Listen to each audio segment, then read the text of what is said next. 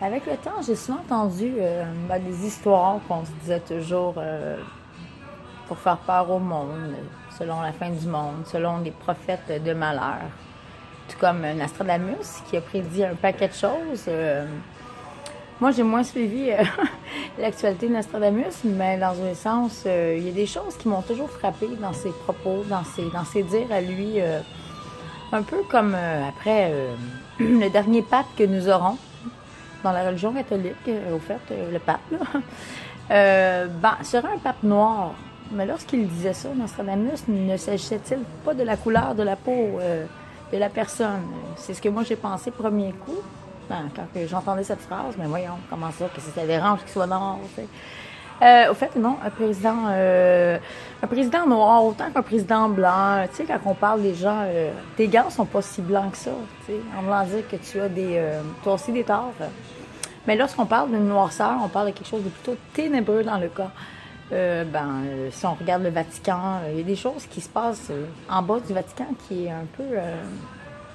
qui sort un peu de ce qu'on appelle une religion de bonheur, qui représente le bien. On parle d'un mal à l'état pur aussi. Moi, j'ai entendu des choses horribles. C'est pas... j'ai pas été confirmé ça me tente pas d'y aller non plus. Pour en venir à ce qui a mentionné Nostradamus dans ses dires, je me l'ai fait dire à de nombreuses fois, à de nombreuses reprises, je me suis fait dire que le dernier pape serait noir. Mais au fait, c'était plutôt sataniste. Si je regarde les yeux du pape François, il y a quelque chose de malsain. Il n'est pas là net, tu sais, sans vouloir descendre le gars, mais au fait, c'est plutôt un mondialiste.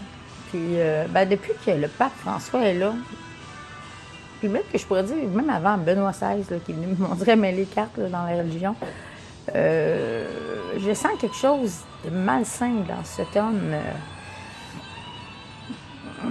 Je sais pas, je peux pas dire exactement quoi, mais je présume qu'il est réellement un mondialiste. Il veut un gouvernement, une pensée unique, tout comme les autres.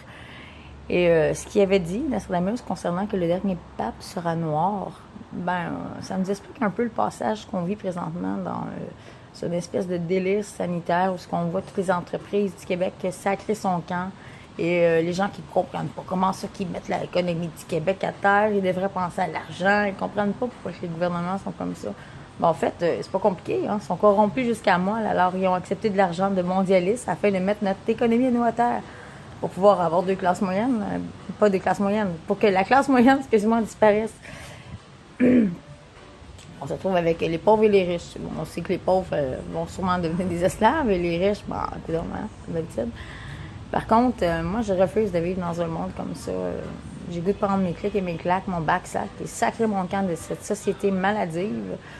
Je me suis toujours considérée sociopathe, mais une raison de plus pour le devenir encore plus. Alors, ah oui, puis une chose qu'il avait dit aussi Nostradamus, que oui, il aura bel et bien, la fin du monde. Probablement ce monde-là qu'on a toujours connu. Mais là, je dis quelque chose que j'ai toujours adoré. Mais seul l'homme peut changer sa destinée.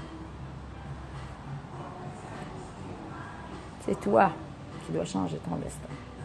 N'attends pas après les autres, ça sert à rien. Soyez forts, soyez intelligents, voyez les coups venir avant. Prenez vos clics et vos claques et on se revoit.